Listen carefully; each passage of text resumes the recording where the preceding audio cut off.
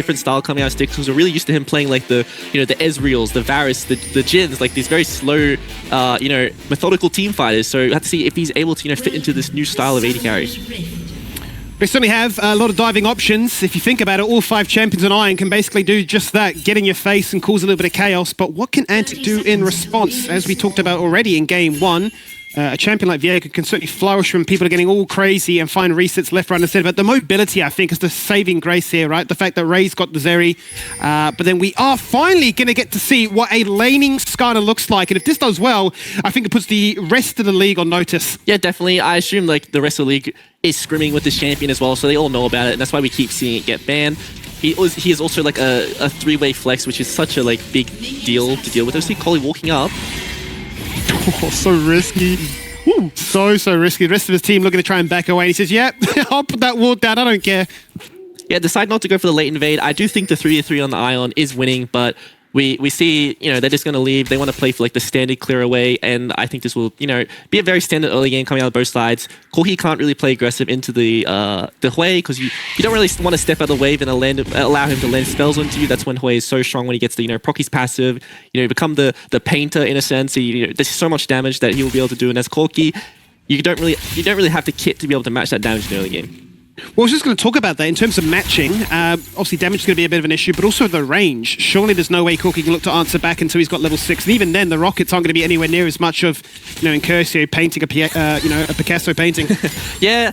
Corki's strength is you're able to get pushed though, like, you know, abusing the Gatling gun and like the Q out of Corki, you're able to, you know, just push, you know, 6 minions at once, whereas Hui doesn't really have access to that same wave clear power in the early game though. When you hit around the, you know, the level 7, level 9 mark, you're able to get more points into your Q, and you could really, you know, throw out that mini rumble, or, you know, pair that with the EE combo, and it's so easy to clear out these waves. But like, as we see, we're going to see Jovi just constantly get priority with like the Gatling gun harass and like able to push the waves. But I would always, you know, give the 1v1 in the like little micro scenarios in lane to the Hui. It does almost feel like this pressure, though, from Jovi is a little bit fake, because where does the Corki really want to roam to at this stage? You'd almost want to be kind of landlocked and just farm up absolutely everything you can find, and, you know, a full time for your Camille and your Jax to become a bit of a menace to link up with too. Yeah, you can still use your priority to do other things besides roaming. You can go get deep wards, you find out where the enemy junglers, you can check his camps. You don't always have to be, you know, roaming when you get priority. You can also, like, as Incursio in this position, you have to use your spells onto the minions, whereas Jovi, you know, the wave's going to be dead, so you can, you know, step past the wave and make sure, like,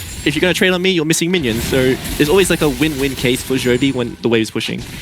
And as you mentioned, we saw a perfect demonstration of that, right? Incursio going for the wave, Jovi then hitting a phosphorus bomb onto Incursio and forcing him to stand back. Now, I feel like we've seen this kind of matchup before, right? We saw it when we had them up against Direwolves, right? It was Guapi and Mochi constantly looking to push in the wave, roam, rotate, and find success elsewhere.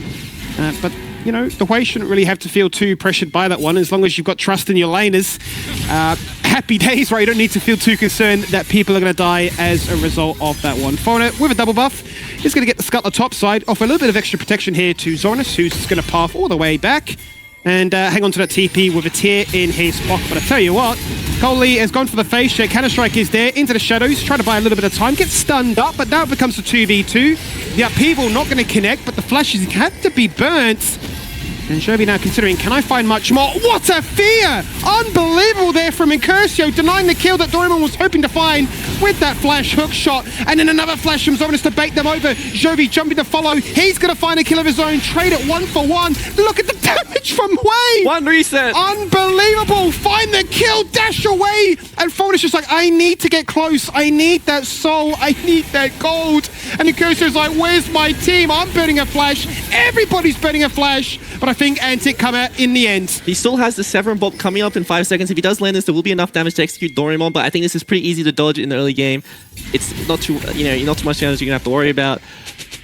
Incursio did so much work in that skirmish, so he put his entire team on his back, you know, cancelling hook shocks, outputting the most damage, finding multiple passive procs, and it was unfortunate Foreigner was unable to find the reset, because if he was, that would have been a completely different fight. But once again, gonna come out as an even trade. But, you know, something to mention is, you know, Raze does find the double kill in the bot lane, as we weren't able to see, you know, as we were looking in on the top side fight. We go on to the replay. Once again, the story of the first game was that we know we had to fight the top side, but the bot lane found a kill first. So once again, we see, you know, Ion going aggressive here, but you can't ignore, you know, the Alistair damage that comes out here. and he's able to bait it out, and Zeri is just pretty much uncontested at this point. Really good into the shields because her passive is able to steal away the shields, and it's a good boost coming out of Raze. Finds to execute with the passive, and Hex Flash, who, has access to the flash, decides to hold it, I assume, and just goes down. Yeah, it seems like a bit of a mechanical masterclass from the bot lane there of Antic in saying, well, you burn a flash, but you are going to die. Sure, Raze concedes herself in the process, but you're going to be pretty happy about that one. If it is going to be a battle between two hyper carries, then, on this occasion, it is Antic that come out with a W. 1k gold lead then, as the dust does settle at 6 minutes into this one, but it does mean that ION are going to push the pace and make sure they rush for these dragons, which, especially in game one, were very much left to the wayside. Yeah, and I would think Antic are very, very happy with that bot lane outcome because their bot lane is much weaker in the early game. The Kai'Sa Nort, you think of Kai'Sa Nort, the amount of damage that comes out of the Kai'Sa passive, and how much damage Nautilus can do himself. So I think it's very surprising they were able to pick up the 2v2 there. So, one of their weaknesses in the early game has been covered with the fact that, Zeri's going to have the item gam be able to, create so much pressure just from the gold lead that she has. But we are seeing the lane swap come through. So I assume, it's a big prioritization on, we want to get grubs, want to make sure Camille doesn't get as much access to resources as the Skarner, so they don't really care about, top lanes in this game because one has a carry, one's a tank. Skarner's always going to do his job, but Doraemon really needs items. He really needs levels to be able to play the game. But, going into this lane swap, even though they are the team who is ahead, means that Doraemon won't get gold. Yeah, which is a massive, massive win then for Antic as a result, right? Cole has been picked up here by Doraemon to try and scale into this one and find a little bit of extra money wherever it may be found. But to be denied this early on is not going to feel too good in his back pocket there. 3 grubs all going the way then for Antic, as Foreigner sitting on a humble 1-kill scoreline so far. Is going to stick around in the area and look to try and link up with his bot lane to see if they can find any more action. Yeah, one thing to note though is that it is pretty hard to dive the Camille at this point. She is level 6, she has access to the Hextech ultimate, so it's very easy to outplay the headbutt combo, especially if with the Ion support jungle being topside to counter this dive. So I assume it's just going to be push, reset, keep avoiding. If they do want to commit to this though, it's still good for them because Doraemon once again always pressured, can't really find access to as much gold as he would in the 1v1. But Styx, I think, will do fine in the 1v1. He does have boots, so he's able to kite around the Skarner, but in a straight up fight, I'd always give that to Zonus. Patiently waiting are both sides, looking to see who makes the first move. Antic feigning. Yeah, we've gone for a reset. You saw us in that first wall, but you don't anymore. Doraemon jumps on in the end and says, look, I've still got a team behind me. Goes in with the Hextech ultimatum, the exhaust instantly onto Coley to make sure that their counter-strike doesn't find any success. The cleanse not available. The flash already been burnt, but the barrier buying crucial time for the cavalry to arrive. And Antic say hello. Joby late to respond because the first reset's been found by Foreigner, and Niviego is well and truly online. Leaps in with the counter-strike, finds a double stun, finds a double kill, and gets a double soul. They look for more, they find another reset, and they've just got everything here, Tally. Yeah, and they knew this was happening. They knew they were in the bush. They were trying to bait that play, but they just didn't have the damage to take down Raze. Pops the barrier, takes out so much damage there, and Zrebi's just all by himself now. He certainly is all by himself. Draku, having already burnt the ultimate, is going to be incredibly squishy on this Alistair, but he's going to pay the ultimate price of dying for the bigger prize, which is give Raze yet another kill and make sure that early game is so much in their control. Yeah, and Raze is going to be able to base, pick up his first item, so he's navigated the hardest part in the game with Zeri, and now it's just all scaling for Zeri from this point. You're going to be able to get the the IE next if he wants to go for that, and it's so easy for Zeri to take over the game from this point. Let's run it back with a replay once again, because this felt like just 60 seconds of patiently waiting to see who would make the first move. Yeah, and this is a bit of a split focus coming out of ION. I think this is the main problem with this fight here. We see the CC going onto the Alistair, but he's got the ult. He's going to take up so much damage here. And Raze doesn't have flash yet, but he's able to navigate the lack of flash with the barrier combo here. And this is where Viego shines. These messy skirmishes where you're able to constantly find these resets. And the team comp coming out of ION just isn't that good at taking over the game. When the Camille and the Jax are down, you don't really have that same skirmish pressure because Corki is just not doing much at this point in the game. Yeah, you're talking about scaling champions. Corki, Jax, Camille, they all want to scale. Kai'Sa obviously to a lesser degree too. But you've gifted Antic an opportunity to say, well, we've got the early game under wraps now, and you've already been forced to deal with a lane swap, which isn't too desirable. Your itemization has had to adjust as a result on top of all that. And they're going to be sitting on sheens compared to completed items from their opposition. Yeah, we're already seeing completed items come out of multiple members from Antic, and I think that the pace on the game is just going to keep being very aggressive all the time. I'm going to see Raze constantly swap around to objectives. I think, they end up giving this Dragons because he wants to get as many plays top lane and, get as far ahead as he can, because they don't really need Dragon to play this game. They don't need to get soul. They're in such a good scaling position. Two bruisers going to leave their lane completely and say we need to force a dive, we need to get a kill, any means possible. Doraemon tanks up the tower nicely, so no casualties in this process. And it's much needed gold for them, but there's always a trade and there's certainly a consequence. And that means that Raze with the static shiv not only is his wave clear fantastic, but they'll take down the first turret too. Yeah, they're doing a really good job right now. I think that it's just all about getting gold onto this Zeri, you know, making sure that Raze as far ahead as possible. If they don't start this dragon ASAP, I think he's just going to come out of base and just do a really, you know, just be able to take over the game. But we have to see, depending on where they want to deploy this wave. Yeah, as we do see the gold, like, it's just a huge lead right now. Like, 3,000 gold at this point in the game. We're seeing, like, you know, we're seeing Lemus numbers, you know, and we thought that was pretty out of this world. So he's already on his way to having the IE. He's got most of his components, and, you know, based on his lane deploys, we see Incoaster TPing back. They really want to be able to get both these ejections. Have to see if Foreigner is able to sneak away these grubs, though. We'll see if he can get all 6 would be absolutely huge, but it paints a pretty brutal picture, right? Raze having double the gold of sticks right now.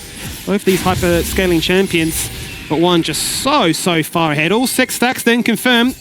So the ability to be split-pushing menaces on Ion has been well and truly faulted, but Antic with the positioning can rotate, can roam, can force these lane swaps, and can continue to keep the likes of Coley and Doraemon guessing as to, well, where do we need to be? Can we even lane? Or do we need to be grouped up as a buddy system and just try and dive anybody? Yeah, and we do keep seeing Antic's praises right now, but, you know, we should touch base with Ion a bit here. Joby's able to pick up the Triforce, which is really, like, he's very ahead of the clock, which is surprising based on how the early game's been going. So as long as he's able to keep scaling, and his team isn't going to leave him alone in these 2v1 scenarios, he's still going to have, you know, a very good game. He's very on the clock. I think Incursio is not as strong as him right now. You know, he's sitting on components. He's going to go for the Leandris first, which means he's going to be very, very weak. The item doesn't really allow him to, you know, wave clear well, because he's not going to have access to the amount of mana that he needs as the Hui. But I think, you know, based on this game state, it's not, you know, completely lights out for Ion yet. They still have gold on the members who need it, but they just need to worry about, you know, how strong Raze is right now.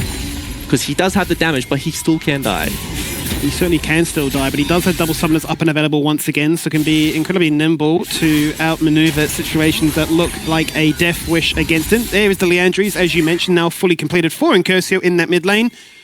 And it's just cresting over a 4k lead in their favour so far, having just picked up the second spawning of the Drake. They're going to deny Ion from finding any early soul point, but it is an infernal soul to get, so I think both teams are going to be quite happy about that one, and we should see a lot more emphasis put towards this bottom half of the river. Yeah, definitely. I think something to also notice is that Joby is able to muscle out Raze in the 1v1. Like, strictly speaking, like item spikes and strength right now, is Corki will be a bit stronger than the Zeri in the 1v1. Zeri's just going to be able to, you know, scale a bit faster, and that's the main thing. So it's good to see. Ion still have a lane of control if they want to enable him. I think they're leaving him, you know, quite alone right now based on the map state, and Foreigner's just being able to, you know, walk behind if Joby does push up too far and just find an easy kill. I think the top side of Ion is the one that's most behind right now, isn't it? Right? I mean, you look at the CS check and you see that both jungle and top laners are just really looking to claw for any kind of scraps they can find. It doesn't seem like Doraemon's been in a 1v1 against Zoranis for the last 5 minutes, constantly roaming between lanes, hanging out in jungle bushes and seeing if anyone decides to go for a face check.